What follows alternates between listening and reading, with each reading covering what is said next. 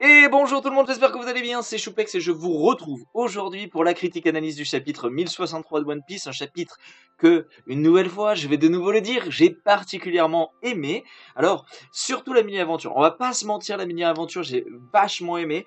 Je vais être nuancé sur toute la partie Barbe Noire, mais comme d'habitude, je vous l'ai déjà dit, je vous le dis à chaque fois, je critique le chapitre page par page. Je vais donc prendre le chapitre, faites de même, et page par page vous donner mon avis sur ce que je pense il faut noter de ce qui se passe dans les cases. On commence ce chapitre 1063, le titre Malseul Famille, avec la mini-aventure à Totland, avec donc ce pauvre ce pauvre Cracker, qui est tout simplement complètement gelé, ainsi que toute l'île de Cacao Town, oula mon anglais est assez défectueux ce soir. Et on peut donc tout de suite en conclure que oui, c'est bien Barbe Noire, en tout cas une partie de son équipage, qui est venue sur Totland, qui est venue dans le territoire de Big Mom, et qui a récupéré Pudding au vu de Brûlé qui pleure Pudding.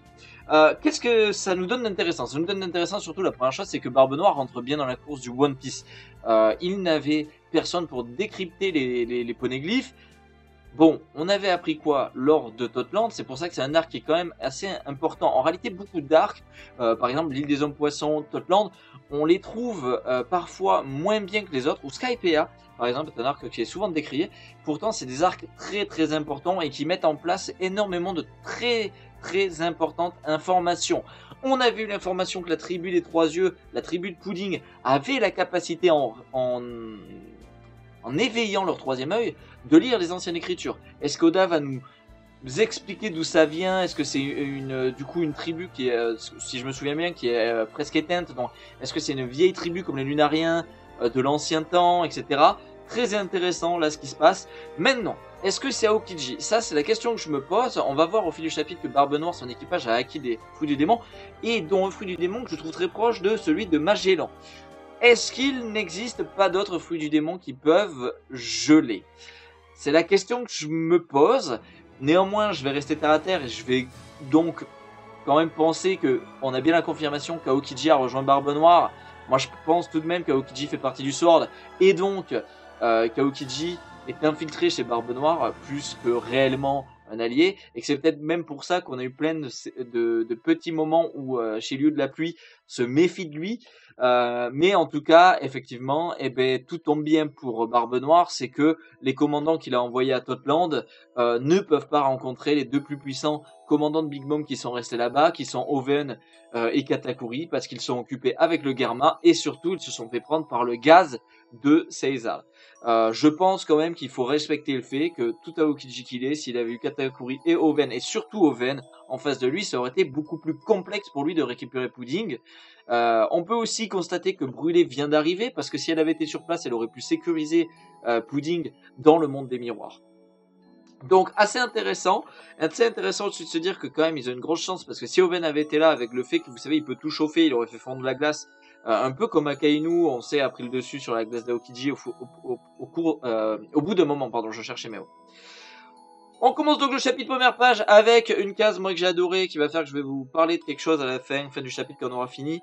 Mais quand je vois Bonnie avec notre cher empereur Luffy et Chopper comme ça, je trouve ça très drôle. D'ailleurs, on a Oda qui nous place un moment comique avec Vegapunk 5 qui dit tout simplement, tous les quatre, votre ventre, ils sont prêts à éclater. Et Jinbei qui dit, moi en fait, je suis comme ça de base, quoi. Je trouve ça très drôle. C'est une page qui se lit sans plus, je trouve qu'il n'y a pas trop de choses à dire, sauf le fait qu'il va falloir m'expliquer Oda, parce que Luffy qui devient énorme avec un ventre expansif, je peux comprendre, il a le fruit du caoutchouc, enfin, le Nikanomi, mais bon, on va dire le fruit du caoutchouc, enfin, bon, bref, vous m'avez compris, il n'a pas le fruit du caoutchouc, mais il a des capacités de caoutchouc, mais les autres non. Donc comment ils font pour être autant, avoir un ventre en expansion? Et à part Chopper, qu'on dirait qu'il a hangar Pont Kung Fu là, ou je sais plus comment il s'appelle, mais pour Bonnie ça me fait bien rire, pour Bonnie la gloutonne. Deuxième page, on est sur, on va vendre des figurines, des amis, un Luffy en mode Astro Boy, tenue futuriste. Je n'aime pas du tout ce chara-design de Luffy, je vous le dis tout de suite, je suis tellement habitué depuis 20 ans à le voir avec un petit short et ses petites chemises que je n'aime pas trop ce costume-là. Néanmoins, pourquoi pas, je pense que ça va vendre des figurines. On a aussi le fait que Bonnie fait la réflexion que les gens qui vivent sur l'île de Vegapunk sont sûrement des chercheurs, donc on peut estimer que c'est peut-être des médecins, des chercheurs, des scientifiques, ce qui va amener à quelque chose que je vais vous parler tout de suite, c'est que qu'est-ce qui n'empêcherait pas de Chopper, avec les médecins, les scientifiques, de trouver un remède au smile. Beaucoup d'entre vous, dont moi, on a été étonnés de pas voir Chopper soigner les gens qui avaient un smile sur Wano Kuni. Est-ce qu'il n'en avait peut-être pas assez de capacité? Parce que malgré le fait que ce soit un médecin, Chopper, ce n'est pas un scientifique. Et je me demande si Vegapunk et ses scientifiques ne pourraient pas avoir plus de capacités liées au fait qu'il y ait des connaissances sur les fluides éléments qui puissent aider Chopper pour créer un médicament. Je vous mets ça là, c'est une idée que j'ai eue en tête. Ensuite, on continue, et là, on arrive sur la figurine que j'ai envie d'avoir. Bon, le problème, c'est que ma collection de figurines, j'ai pas de sous en ce moment, donc elle évolue pas trop. Mais si je devais acheter une figurine, j'avoue que moi qui aime beaucoup Bonnie, bah là, pour le coup, moi, je trouve que ça marche beaucoup mieux, mais bon, c'est normal, c'est une waifu. Je suppose que mon esprit hétéro, curieux, hétéro, tout court d'ailleurs, je sais pas pourquoi j'ai dit curieux, se fait avoir par la beauté de la plastique de Bonnie sur ce truc. Je pense que ça va être une figurine qui va se vendre comme des petits pains. Après celle de Luffy, ça va être celle-là. Et le JDG Jinbei, j'ai adoré les gens qui, quand j'ai vu quelques réactions sur Twitter, disaient punaise, ils nous ont mis Jinbei en mode JDG, joueur du grenier, mais le vieux, l'ancien, pas le vieux, l'ancien, celui d'avant qui le maigrisse. Chopper, pareil, est-ce que ça fera pas une figurine? De toute façon, les figurines de Chopper, elles se vendent toujours comme des petits pains tellement il est mignon. On a tout de suite la première case du chapitre où Luffy va faire effet de son acquis de l'observation et le fait de voir le futur, étant donné qu'on a l'apparition d'un pacifista policeman un peu bizarre de Kuma, et on voit très clairement et il va y avoir deux cases comme ça où Luffy voit le futur et va prédire ce qui va se passer, donc il va prédire là qu'il va se mettre à courir, et Oda va nous mettre un moment très beau avec tout simplement ensuite Bonnie qui va en fait voir son père et l'équipage qui va la prendre. Néanmoins, juste avant ça, on a quand même Luffy qui veut contre-attaquer le laser qui est quand même très puissant parce que tout le monde a quand même volé dans les airs un peu. Et il a l'air d'avoir eu un sacré souffle, donc il y va pas à demi-mesure ce pacifista policeman là. Et là, on a Luffy en Gear Third qui va attaquer donc le pacifista, le one shot. Vous pouvez être sûr qu'au niveau où est Luffy, il va se faire one shot. Et là, une nouvelle fois, on a une case où Oda nous montre que Luffy, maintenant, la quête d'observation et de voir le futur, en tout cas d'anticiper ce qui va se passer, est beaucoup mieux développé maintenant chez Luffy. Et là, on a pour la première fois, et j'adore cette case, je suis un fan de Bonnie, mais on ne l'avait jamais vu combattre. Depuis qu'on connaît Bonnie, on l'a vu à Sabondi sauver le Zoro, on l'a vu être prisonnière d'Akainu, on l'a vu manger des repas et s'empiffrer. On ne l'avait jamais vu porter une attaque. C'est la première fois en 20 ans qu'on voit Bonnie porter une attaque. La plastique est géniale de la case. Encore une fois, les cheveux de Luffy en pique me rappellent énormément Rock Dixiebeck. Mais je pense que Oda est en train de mindfuck mon cerveau et que je suis pas le seul. Dites-le moi dans le commentaire. Si vous aussi, de plus en plus, vous voyez des petits détails à la con qui vous font penser à Xebec avec Luffy. On l'a vu vous savez, quand il avait activé son Gear 5, on aurait dit un peu Xebec déjà lors du dernier chapitre. Enfin bon, c'est qu'un petit détail, mais j'ai adoré en tout cas cette double page. On est régalé parce qu'on a plusieurs doubles pages dans ce chapitre. Et celle-là est vraiment cool avec cette position de Bonnie et ce coup de pied. Est-ce que d'ailleurs Bonnie est comme Sanji et Bonclé, une combattante avec des attaques de coups de pied, de jambes? Hâte d'en savoir plus. On a ensuite une nouvelle attaque du pacifista qui arrive à esquiver. Luffy qui tout de suite lui dit mais attends, mais Bonnie, qu'est-ce que tu fous? J'allais l'éclater quoi. Et Bonnie qui nous révèle, enfin en tout cas qui révèle aux autres que Kuma est son père. Je pensais qu'elle avait déjà fait, apparemment elle ne leur avait pas dit que Kuma précisément était son père. Ils sont tous choqués, logique. Et on a une nouvelle fois une case magnifique. Je pense que les parents qui lisent One Piece ont été très touchés par cette case, de voir une enfant dire ne faites pas de mal à l'image de mon père, parce que Luffy a très bien compris que c'est un pacifista et que ce n'est pas Kuma.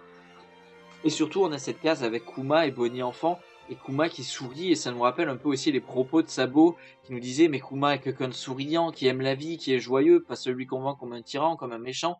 Et là avec cette case de Kuma avec son enfant, je pense qu'il y a des parents qui ont été très touchés, et aussi très touchés par le fait que cette case de Bonnie.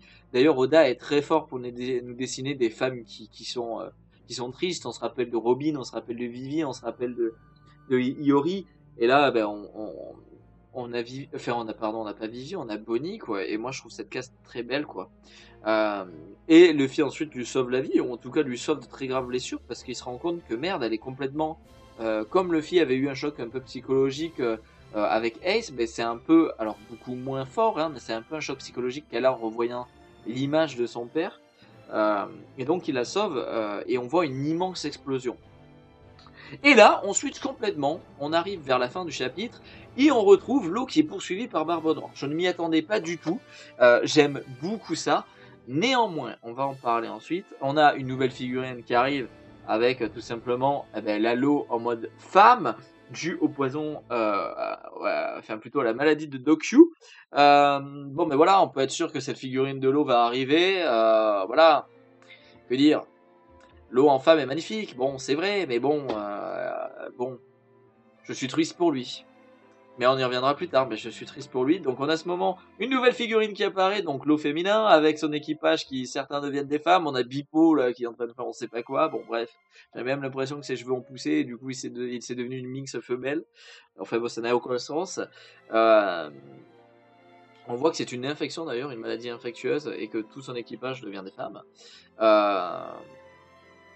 Et là, on a Law qui nous fait une très belle réflexion, c'est que je vais appliquer ce que j'ai appris pendant la bataille contre Big Mom et Kaido, c'est tout simplement que le Haki peut tout simplement annuler les pouvoirs d'un fruit du démon s'il est vraiment très puissant.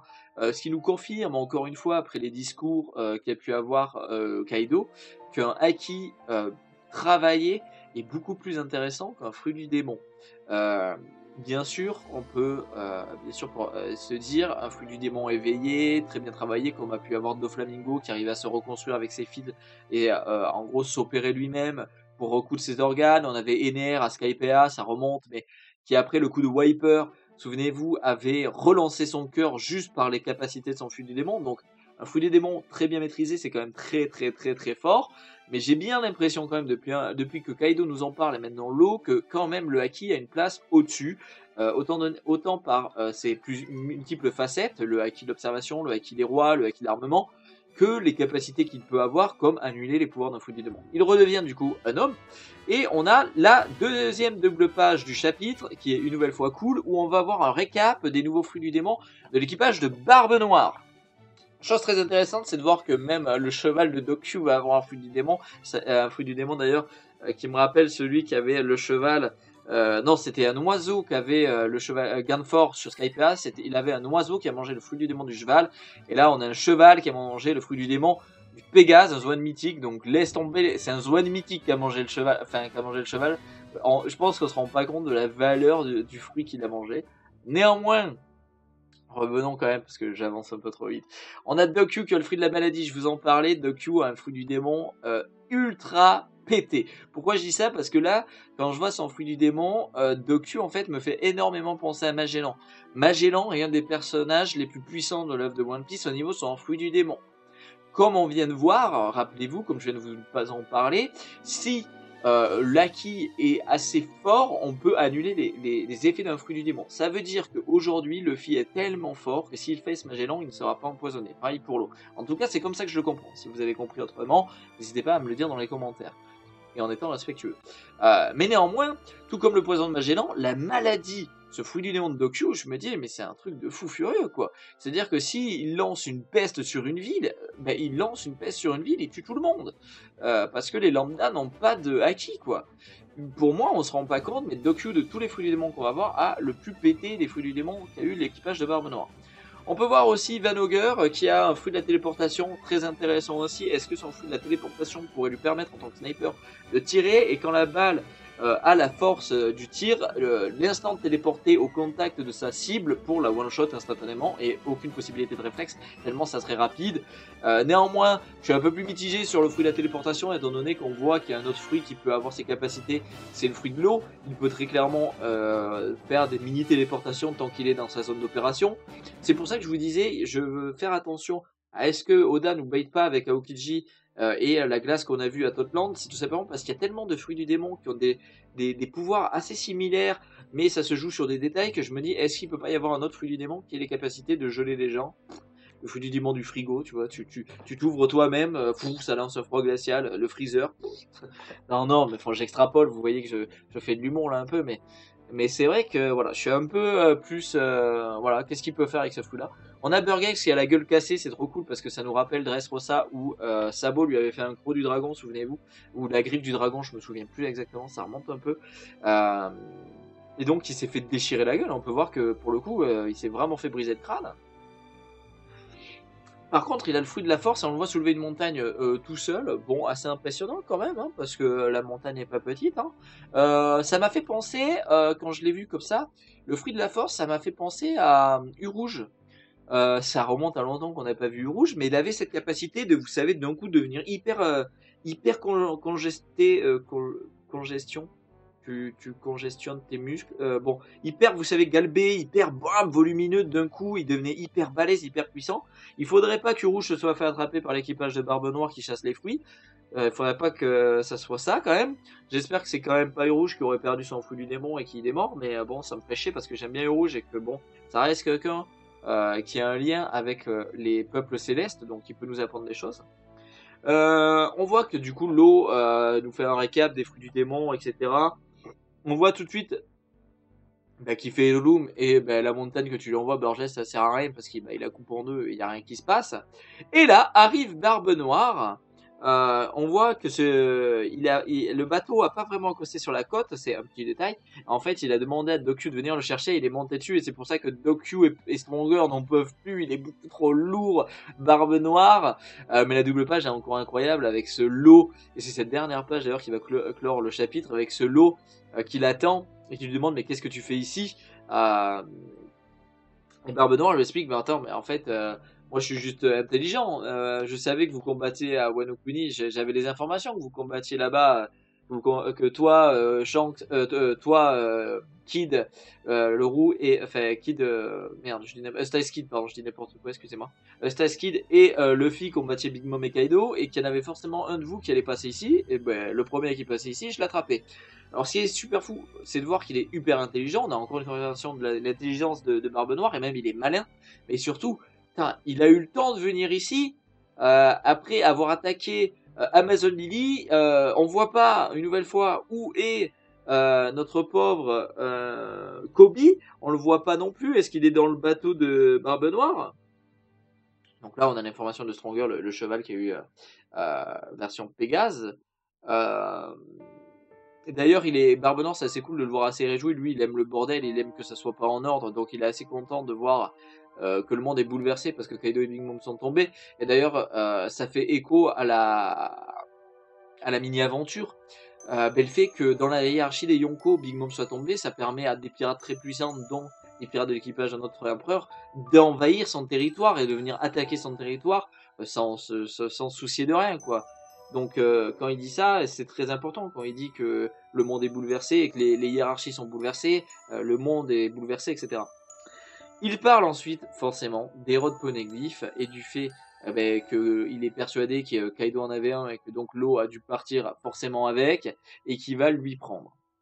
Et d'ailleurs, l'eau qui accepte ce combat en disant d'accord, tes conditions sont les miennes, allons-y, le vainqueur remporte la mise, c'est-à-dire les copies des rods poneglyphes. Alors, il y a plusieurs incohérences. Première chose, quand tu dis le vainqueur rafle la mise, l'eau, mais depuis quand tu sais que Barbe Noire se promène avec son rod poneglyph ou ses copies de rod poneglyph? Moi je suis Barbe Noire, ma copie du rod poneglyph, elle est à la ruche avec mes commandants, elle est pas sur mon bateau. Hein. Enfin bref. Deuxième chose, moi je suis hyper hype par ce combat, mais je vois à quel moment on voit l'eau gagner. Même si l'eau est celui qui avec le film a le plus impressionné dans son évolution avec son combat contre Big Mom. Enfin, il y a quand même Doku, Van Ogre, Burgess et Barbe Noire. Enfin, il est un peu AB4, moi je veux bien, mais le problème de l'eau, c'est que son équipage, ils sont faibles, quoi. Moi je suis désolé, mais Bipo, c'est son second, il est faible, quoi. Genre, il est même pas au niveau de killer, ou alors je me fourvoie, mais je suis le seul à penser ça, mais moi j'ai un problème de tension, quoi. C'est que là, Oda, tu me hype, mais je vois jamais l'eau gagner, en fait. Jamais. Barbe Noire, c'est l'antagoniste de Luffy, ou alors d'un coup tu nous changes tes plans, et en fait Barbe Noire n'est pas l'antagoniste de Luffy. L'antagoniste de Luffy, vu que tu veux accélérer la fin de One Piece de ce qui semblerait, ça serait directement Im. Enfin, bizarre, enfin, qui voit Teach tomber? Alors moi, la deuxième, alors moi, je vois plusieurs scénarios à ce combat. C'est premier scénario, Lo perd, il se fait, et d'ailleurs, il se fait tuer, et Barbe Noire s'empare du Onomi, et je vous dis pas la dinguerie, parce que ça veut dire qu'il peut même le donner à un random, ou à quelqu'un de son équipage pour avoir la vie éternelle, donc on part sur une sacrée dinguerie quand même, hein, parce que Lo, il a pas l'air d'y penser. Mais il est bon de le rappeler que Barbe Noire, hein, c'est des chasseurs de fruits du démon, et que le Onomi, c'est un des plus puissants fruits du démon, et les plus recherchés du monde de One Piece, hein, faudrait pas oublier, il n'y a pas que la Road Family qui compte. Deuxième scénario, ils feront une égalité, je ne sais pas comment, peut-être avec l'intervention de quelqu'un qui arrive et qui aide Lo, et ils se séparent. Et voilà, enfin il n'y a pas d'autre scénario. Moi je suis désolé, oui il y a un scénario, c'est vrai, je peux pas en parler. Peut-être que Lo peut gagner, mais moi je ne le vois pas gagner. Je vois pas comment l'équipage de Lo et Lo, contre Barbe Noire et ses commandants sur place, gagne. Donc j'ai un problème de tension. J'ai pas un problème de hype parce que je suis hyper hypé par ce combat, mais niveau tension, je suis en mode je connais déjà le résultat. En fait, pour moi, Barbe Noire ne peut pas perdre. Enfin, pour finir, je voulais vous parler vite fait. Souvenez-vous de Bonnie et de l'ouverture du chapitre avec Bonnie et Luffy et le Chopper qui est complètement gonflé tellement ils ont mangé. Dernièrement, Oda nous met vachement des personnages féminins très proches de l'équipage. On a eu Carotte, on a eu Yamato et maintenant on a Bonnie. Bonnie a perdu son équipage. Bonnie, moi j'aime beaucoup ce personnage. Est-ce que Bonnie ne rejoindrait pas les Mugiwara? Moi j'aimerais beaucoup. Je suis quelqu'un d'ailleurs qui aimerait beaucoup que Carotte, Yamato et Bonnie rentrent sur l'équipage. D'ailleurs Yamato, on sait qu'elle fait partie des Mugi, juste elle n'est pas sur l'équipage. Elle n'est pas encore montée à bord. Carotte, on a un flou. Oda nous a laissé un flou monumental. Alors je sais pas comment il va se débrouiller parce que il faut pas oublier un truc, les amis, et beaucoup de gens l'oublient, c'est que Carotte est un des personnages les plus aimés au Japon. Mais réellement, le personnage est hyper apprécié, même en Occident, hein, elle est hyper appréciée. Donc, il nous a mis un flou sur elle. Est-ce qu'elle va devenir, est-ce que peut-être elle va vraiment devenir la reine de Zou, mais est-ce que ça l'empêche de devenir une Mugi? Bon, on n'a même pas vu. Enfin, il y a un flou sur Carotte. Yamato, elle est restée sur Wano pour un peu visiter. Et là, on a Bonnie sans équipage, qui n'a plus d'équipage et qui est là, qui est avec Luffy. Et je me dis, mais comment Bonnie ne peut pas suivre l'aventure, quoi? Elle va faire quoi? Elle va retrouver son père, retrouver Vegapunk, et après elle va s'en aller? Enfin, il va se passer quoi? Moi, c'est ça que je me dis, il va, une fois que tout cet arc est fini et que Bonnie n'a plus rien à faire avec Luffy, elle devient quoi, Bonnie, en fait? Elle devient quoi? Donc, pour moi, je l'aimerais bien qu'elle accompagne Luffy, et je trouverais ça cool qu'à la fin, l'équipage qui a beaucoup d'hommes sur l'équipage, ait 3 nouvelles pirates à son bord, avec Carotte en tant que vigie, et Bonnie en tant que imbécile de service et de glottonne avec Luffy, et Yamato dans et bien le Big Free avec Zoro et Sanji.